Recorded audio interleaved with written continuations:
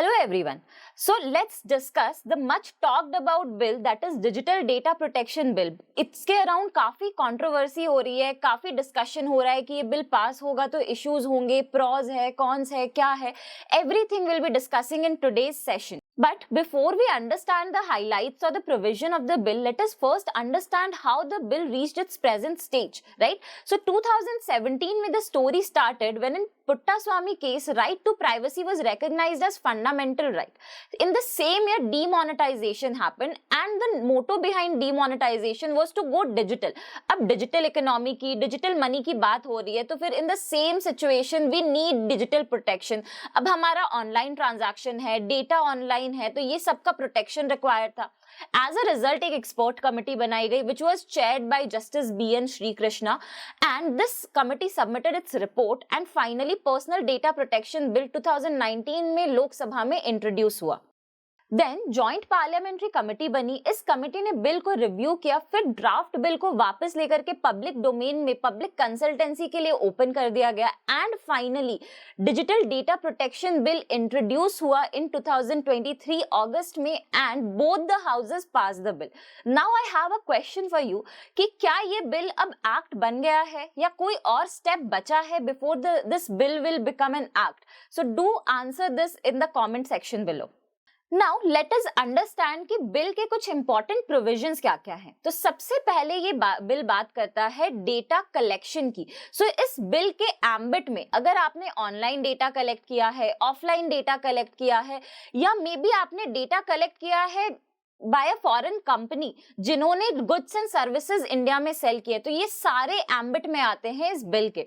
Second important thing that this bill talks about is the consent कि data जो भी use होगा वो कंसेंट से यूज होगा, लॉफुल पर्पसेस के लिए यूज होगा एंड माइनर्स को या पर्संस जो अनसाउंड माइंड के हैं, जो अपना अच्छा भला नहीं सोच सकते, उनके लिए पेरेंट्स या लॉफुल गार्जियन कंसेंट देंगे. So consent is made a very important part in this bill. The bill also introduced two important concepts, that is data principle and data fiduciary. अब now who are data principles and who are data fiduciary?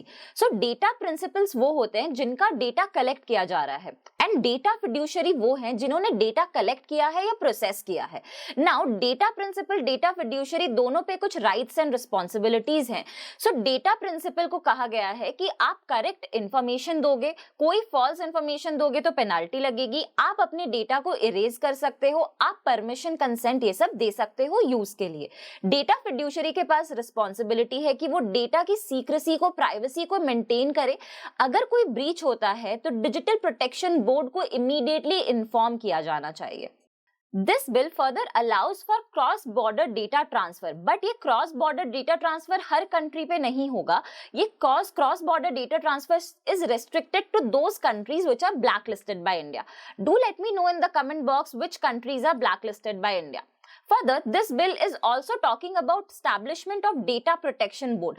This board is responsible to maintain the complete secrecy and privacy. अगर कुछ breach होता है तो data fiduciary को ये guide करेगा कि redressal mechanism कैसे हो सकता है, हम कैसे breach को रोक सकते हैं, हम कैसे steps ले सकते हैं once the breach happened.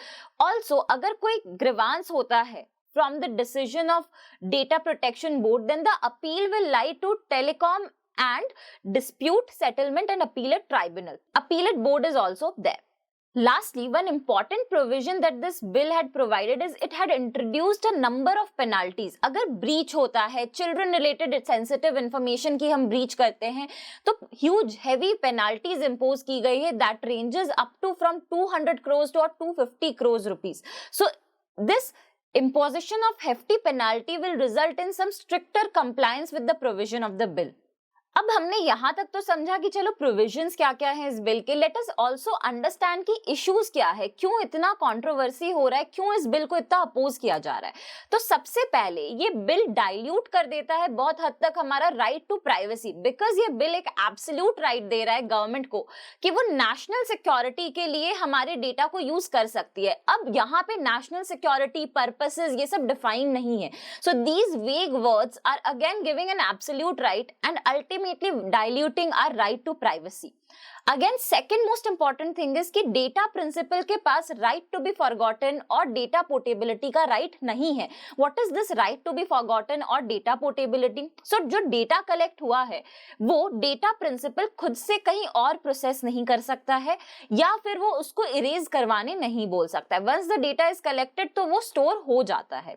इसके साथ साथ थर्ड इंपॉर्टेंट इशू इज कि आरटीआई एक्ट जो कि पहले हम गवर्नमेंट बॉडीज पे फाइल करते थे, हम उनसे इंफॉर्मेशन सीख करते थे, तो ये उसके भी एम्बिट को थोड़ा डाइल्यूट करता है और गवर्नमेंट फंक्शनरीज को अब प्रोटेक्ट करता है कि अगर वो चाहे तो कुछ इंफॉर्मेशन को अपने पास रख सकते हैं और हमें आरटीआई एक्ट में भी वो इंफॉर्मेशन प्रोवाइड करने से मना कर सकते हैं. तो this bill is further diluting these three aspects. और भी इश्यूज है इस बिल के साथ. Another major issue with the bill is that कि गवर्नमेंट को बहुत ज्यादा वाइड पावर दिया गया है. इंस्ट्रूमेंटैलिटीज ऑफ स्टेट को एक्सक्लूड कर दिया है. डीपीबी के अपॉइंटमेंट में गवर्नमेंट का डिस्क्रिशन होगा, 2 साल का टेन्योर है और रीअपॉइंटमेंट का प्रोविजन है. तो इसकी वजह से इंडिपेंडेंसी वायलेट हो रही है कि अब इंडिपेंडेंटली वो ऑर्गेनाइजेशन वर्क नहीं कर सकेगा. एंड गवर्नमेंट के इंस्ट्रूमेंटैलिटीज और एजेंसीज को एक्सक्लूड किया गया है. वाइड पावर दिए गए कि जनरल पब्लिक इंटरेस्ट में कुछ भी यहाँ पे डेटा नहीं भी ट्रांसफर हो सकता है या शो नहीं हो सकता है. तो government can use the power, discretionary power है. इसके साथ साथ section 43A of information technology act जो कि इम्पोज करता था कॉर्पोरेट्स पे एक रिस्पॉन्सिबिलिटी कि अगर सेंसिटिव डेटा ब्रीच हुआ है तो they are suppose to pay the compensation to the person जिसका डेटा ब्रीच हुआ है. तो यहाँ पे this provision is completely excluded in this bill. But that is not all. ये बिल में सारे ही फ्लॉज नहीं है. This bill is also paving way for some good things that might happen in future and that is the need of the hour. तो first of all this bill is talking about और it is paving the way to replace the current information technology act which is failing to fulfill the digital need of the current hour, and it is paving the way for new digital India bill. इसके साथ साथ it is again paving the way for draft India telecommunication bill which is supposed to replace 3 telegraph related acts. साथ ही this bill is also imposing stricter penalties. अगर data breach होता है तो उस सिचुएशन में स्ट्रिक्ट पेनाल्टीज इम्पोज की गई है.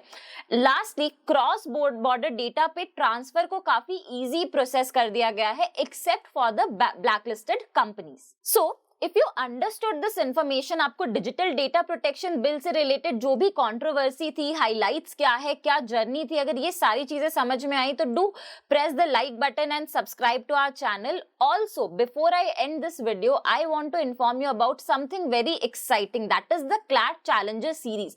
ऑलरेडी 2 टेस्ट हो चुके हैं. Third test is scheduled to happen on 1st October. यहाँ पे आपका क्लैट रिलेटेड सिलेबस रहेगा and if you secure the top most rank then you are yet to win a very exciting cash prize. So do participate and register for the same. Thank you so much.